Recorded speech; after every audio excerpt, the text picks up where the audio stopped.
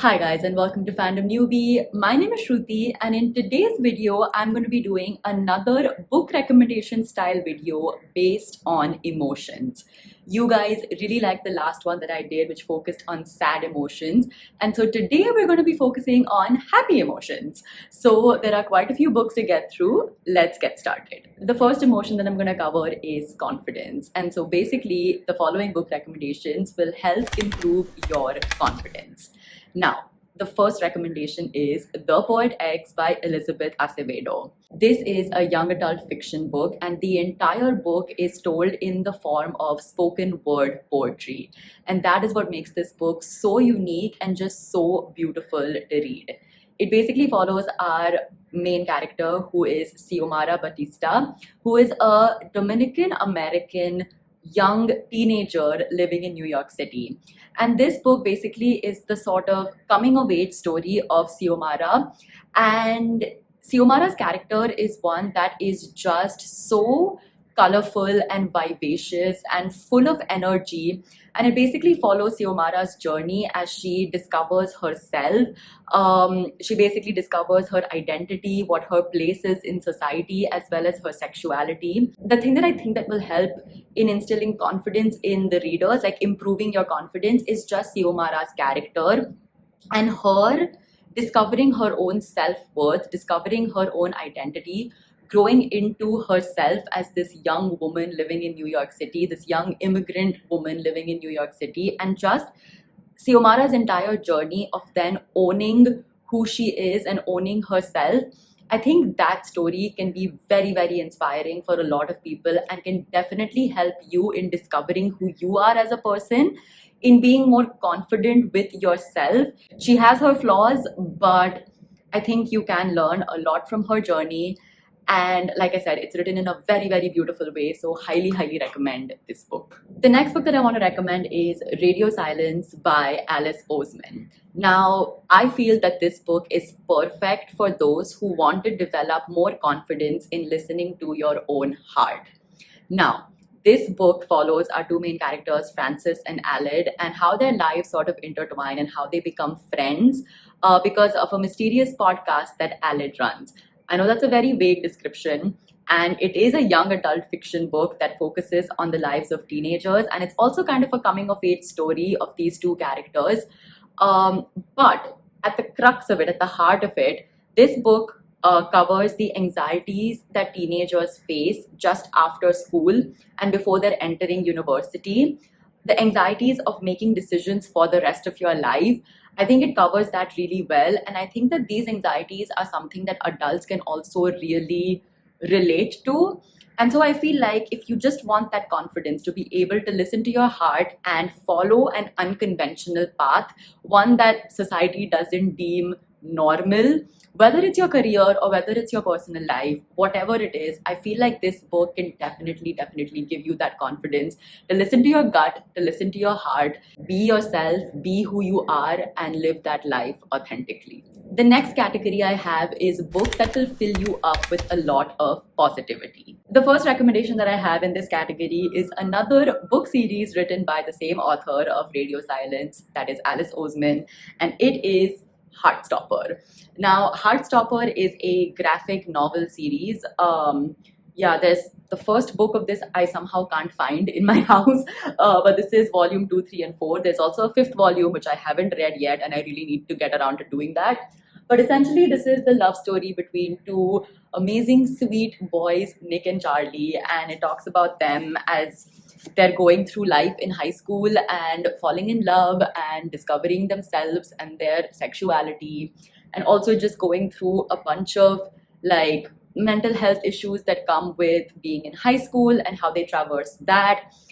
This book is just one of the most heartwarming books that I have ever read. The characters in this book series, they are just so sweet and lovable and caring and empathetic and supportive. And if you're looking for a book that just feels like a hug, a warm hug, one that will just fill you up with so much positivity and just be so heartwarming that you can't help but smile even if you're going through a hard day, I highly recommend this series. It is just so sweet. There is no other word for it. It is just so, so sweet. All of the characters are so lovable, including the side characters in this book, like Nick and Charlie's friends. They are so adorable, so sweet. Just like, that innocence that you felt when you were in school.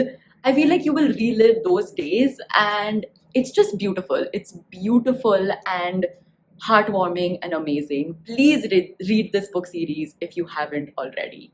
The next book that I have to recommend is A Wrinkle in Time by Madeline Longley. I think that's how you pronounce her last name. I'm not really sure. But basically, this is a space-time travel adventure in which there are three characters, Meg, Charles, and their friend Calvin. Meg and Charles are brother-sister. And they're basically traveling through space and time, trying to save Meg's father from like this mysterious dark force in the universe that is wreaking havoc. This is a really fun adventure space time travel kind of book, and it's one that you can just really escape into. But at the heart of this book is basically lessons of love, friendship, courage, and family. So if you're looking for a kind of book that is similar to Harry Potter or Percy Jackson, like that's filled with adventure, but that's also filled with a lot of heart and a lot of soul, and just again, like very heartwarming lessons, but also thrill and adventure, then I think A Wrinkle in Time is perfect for you. And it is one that will keep you hooked, but also put a smile on your face, because it's that it's very similar to Percy Jackson, Harry Potter, like that childlike innocence, adventure, fun. Also, I highly recommend the graphic novel of this book. It has like really cool, amazing illustrations, and it just helps bring the entire story to life, especially like the space time travel aspect of it. It brings it to life in a very, very fun way. So check out the graphic novel and check out this book if you haven't. The next book is The Five People You Meet in Heaven by Mitch Albom. Now, this book follows our main character, Eddie, who is a maintenance worker in a theme park.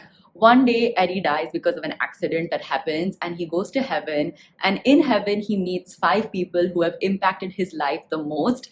And these five people basically teach Eddie a bunch of life lessons that can help Eddie's soul move on in the afterlife.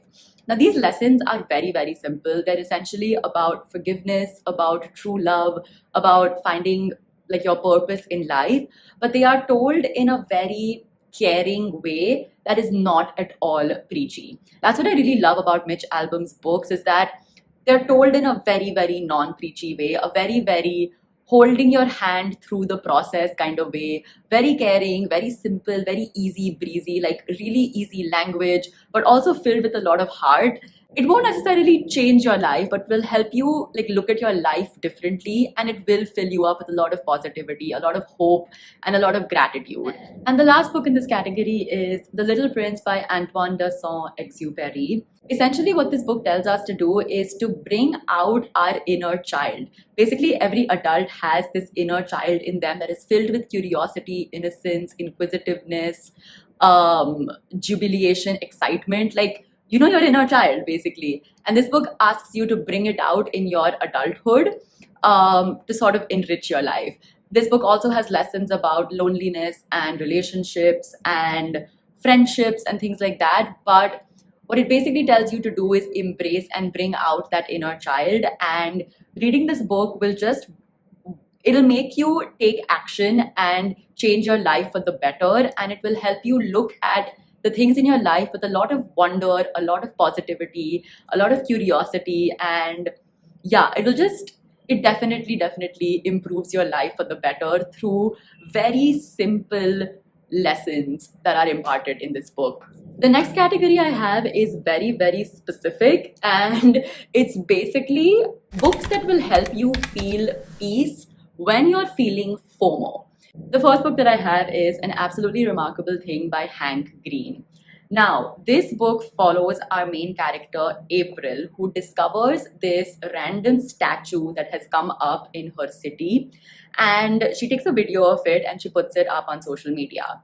Now, the thing that April doesn't know is that this random statue that has come up in her city has also appeared in multiple cities all over the world. And it's this weird international phenomena. And because she is the first one to document it and put it up online, her video goes viral and it propels April into a life of internet stardom and fame. But at the crux of this story, I feel this book basically talks about how our lives are so consumed by social media, how it affects the relationships around us, how it affects our mental health, and how it just basically consumes every single aspect of our life in a very negative way. And so, if you're going through this where you feel like you're comparing yourself to everything that happens on social media, you're comparing yourself to the big influencers, and you're feeling like your life is sort of little because of that, I think this book will open your eyes to just the toxicness of social media. It will open you up to how sad and lonely one's life can be, even though they've attained internet fame. And it just teaches you a lot about society. It teaches you a lot about like living your life on the internet and how that can affect you.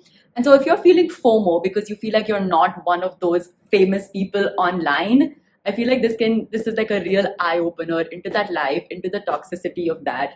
And it can help you sort of navigate your life better, make choices that can help you instead of just this sort of hustle of being on social media, getting more followers, getting more numbers. Yeah, this is a great look at that part of our society, how toxic it can be and how it can affect everyone around you, including your own life.